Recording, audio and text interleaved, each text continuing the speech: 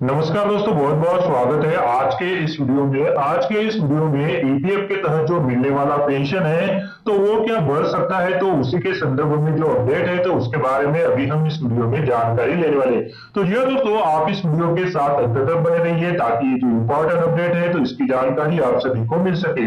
और इसी तरह के अपडेट जानने के लिए अगर आपने चैनल को अभी तक सब्सक्राइब नहीं किया है तो वीडियो के नीचे एक रेड कलर का बटन है, उसे प्रेस करके आप चैनल को सब्सक्राइब करके रख लीजिए और उसके बाद जो बेल का बटन आएगा उसे भी आप प्रेस कर दीजिए ताकि भविष्य में जो भी अपडेट आए तो उसका नोटिफिकेशन आपको सबसे पहले मिल सके।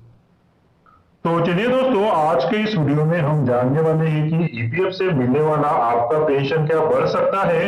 तो जी हाँ दोस्तों, जैसा कि हम सभी जानते हैं कि हरियाणा टूरिज्म कॉर्पोरेशन के रिटायर्ड जनरल मैनेजर का पेंशन 1200% बढ़कर 30,592 रुपए पर पहुंच गया। पहले उन्हें 2,372 रुपए का पेंशन मिलता था। सुप्रीम कोर्ट के एक फैसले की मदद से उन्होंने ईपीएफओ में ईपीएस 1995 के तहत अपने पेंशन को ठीक करने के लिए आवेदन दिया। उसके बाद उनकी पेंशन जो है वो बढ़ गई। किसी एम्प्लॉय के वेतन का बहुत छोटा सा हिस्सा ही ईपीएस में जाता है। याचिकाकर्ता ने ईपीएस एक्ट 1996 में हुए संशोधन का हवाला दिया। इसके तहत सदस्य अपने योगदान को बढ़ाकर कुल वेतन यानी बेसिक और महंगाई भत्ते का 8.33% तक उसमें कॉन्ट्रीब्यूशन कर सकता है। इसके लिए वेतन की कोई ऊपरी सीमा भी नहीं है। इस वजह से पेंशन की रकम काफी बढ़ जाती है। एक लंबी कानूनी लड़ाई के बाद याचिकाकर्ता की आखिर अक्टूबर 2016 में सुप्रीम कोर्ट में जीत हुई। उसके बाद उनकी पेंशन को जो है वो यहाँ पर बढ़ाया गया। तो जी दोस्तों, आज हम इस वीडियो में जानने वाले हैं ईपीएस क्या है और आप इसमें योगदान कैसे बढ़ा सकते हैं। तो जी दोस्तों, ईपीएफ नियमों के तहत किसी नियोक्ताओं को कर्मचारी की बेसिक सैलरी का 12% ईपीएफ में रखना पड़ता है। इस रकम का 8.33% ईपीएस में चला जाता है। ईपीएफ के लिए सैलरी की अधिकतम सीमा अभी 15,000 रुपए प्रति माह है, इसलिए ईपीएस में अधिकतम योगदान 1250 रुपए प्रति माह है। ईपीएस एक्ट में 1996 में हुए एक संशोधन के बाद कर्मचारी को पेंशन योगदान बढ़ाकर सैलरी यानी बेसिक और डीए का 8.33% करने का विकल्प मिल गया। तो जी दोस्तों, यहाँ पर ये जो बड़ा संशोधन हुआ था तो इसके तहत आप जो है आपका ईपीएस में कॉन्ट्रीब्यूशन बढ़ा सकते हैं। ईपीएस में योगदान बढ़ाने के लिए नियोक्ता सहमति पत्र के साथ कर्मचारी को ईपीएफओ के पास आवेदन करना पड़ता है। सुप्रीम कोर्ट के फैसले के बाद ईपीएफओ के लिए ईपीएस में ज्यादा योगदान के लिए इजाजत देना जरूरी हो गया है। रिटायर्ड कर्मचारी भी ऐसा कर सकते हैं। कुछ साल बाद ईपीएफओ ने ईपीएस में योगदान बढ़ाने के लिए आवेदन स्वीकार करना बंद कर दिया। ज्यादा लोगों ने ईपीएफ में नियोक्ताओं की तरफ से होने वाले ज्यादा योगदान को ध्यान में रखकर इसके लिए आवेदन नहीं किया है। तो चलिए अभी जान लेते हैं कि ईपीएस पेंशन की गणना किस तरह से की जाती है। तो इसके लिए यहाँ पर एक सिंपल सा फॉर्मूला है जिसकी हेल्प से आप आपकी ईपीएस का पेंशन जो है वो कैलकुलेट कर सकते हैं। तो जीरो तो number of year of service उसे गुना करना है आपकी बेसिक सैलरी जो रिटायरमेंट के टाइम है। पर इसके लिए जो मैक्सिमम लिमिट यहाँ पर ईपीएफओ द्वारा सेट की गई है तो वो है 15,000 रुपए। अगर किसी कर्मचारी का 20 साल के ऊपर सर्विस पीरियड है तो उसे जो है 2 साल का बोनस ईयर मिलता है। यानी अगर आपने 20 साल काम किया है तो आपके जो सर्विस के ईयर है वो 22 साल हो जाएंगे।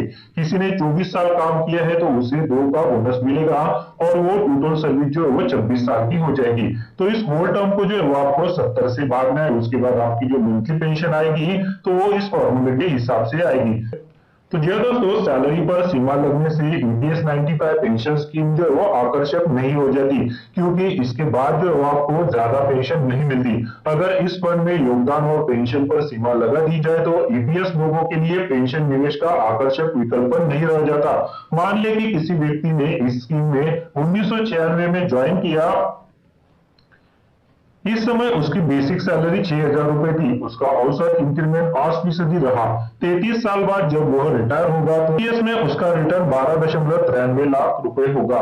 यह गणना 1996 से ईपीएफ द्वारा दिए गए रिटर्न और भविष्य के लिए 8.5% के हिसाब से किया गया है। तो जी हाँ दोस्तों, यहाँ पर ये जो सिंपल सा एग्जांपल है तो उसके माध्यम से जो है वो हम हमारा जो ईपीएस का जो पेंशन है तो उसे कैलकुलेट कर सकते हैं। तो जी हाँ दोस्तों, यहाँ पर ये जो पेंशन का कैलकुलेशन है वो भी दिया गया है।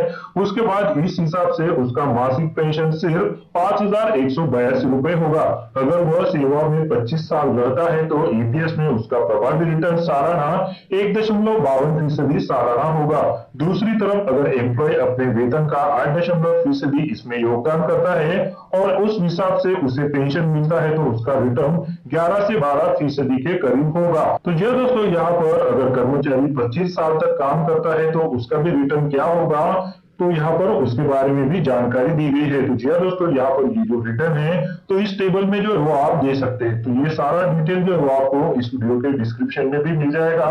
तो वहां से आप इस लिंक को क्लिक कर ये जो सारा फॉर्मूला है, ये जो सारा चार्ट है तो उसे देख सकते हैं। तो जैसा कि आप यहाँ पर देख पा रहे हैं कि जो पेंशन बनेगी तो केवल 5,182 रुपए ही बनेगी। तो यह दोस्तों, ये जो रिटर्न है तो 1.52% ही होगा। कुछ दिनों पहले तक ईपीएफ में शामिल अधिकतर एम्प्लॉय को यह पता भी नहीं था कि वे रिटायर होने के बाद पेंशन के लिए भी एंटाइटल है।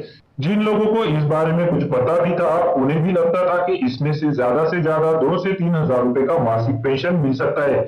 इस मामले के जानकारों को लगता है कि सुप्रीम कोर्ट के इस आदेश के लागू होने के बाद वैसे लोगों की बात आ सकती है जो ईपीएस में योगदान बढ़ाकर ज्यादा पेंशन लेना चाहते हैं। छूट वाले संस्थान बाहर रहे। तो दोस्तों, ईपीएफओ द्वारा यहाँ पर जो वो कुछ नोटिफिकेशन जारी किया गया था, जैसे यहाँ पर बताया गया है कि एग्जम्प्टेड कैटेगरी वाले संस्थान की कर्मियों को ईपीएफओ ने पहले ही पेंशन देने से इनकार कर दिया है। इसमें वैसी कंपनियां जो अपने पीएफ अकाउंट का प्रबंधन खुद करती है। ईपीएस के दायरे में आने वाले 5 करोड़ एम्प्लॉय में से करीब 80 लाख इस तरह के संस्थान में काम करते हैं। दिलचस्प तथ्य यह है कि सुप्रीम कोर्ट में केस जीतने वाले 12 लोगों में से 2 छूट वाली कंपनियों से आते हैं। इन सदस्यों को अधिक पेंशन देने की बात ईपीएफओ ने स्वीकार कर ली है।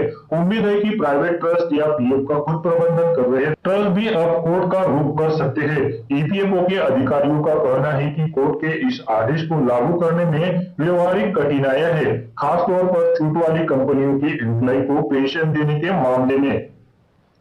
अगर ईपीएस में योगदान बढ़ा दिया जाता है और उसके हिसाब से पूरे वेतन के अनुपालन में पेंशन की रकम दी जाती है तो उस व्यक्ति के पीएफ अकाउंट से बड़ी रकम ईपीएस अकाउंट में ट्रांसफर करने की जरूरत होगी। सिर्फ यही नहीं, इस पैसे पर कमाए गए ब्याज को भी ईपीएस अकाउंट में ट्रांसफर करना होगा। ईपीएफओ का हालांकि कहना है कि यह एडजस्टमेंट तभी संभव है जब ईपीएफ और ईपीएस फंड का प्रबंधन ईपीएफओ ट्रस्ट द्वारा किया जा रहा हो। ईपीएस कलेक्शन का प्रबंधन ईपीएफओ ट्रस्ट द्वारा किया जाता है, जबकि छूट वाली कंपनियां इसका प्रबंधन खुद करती है।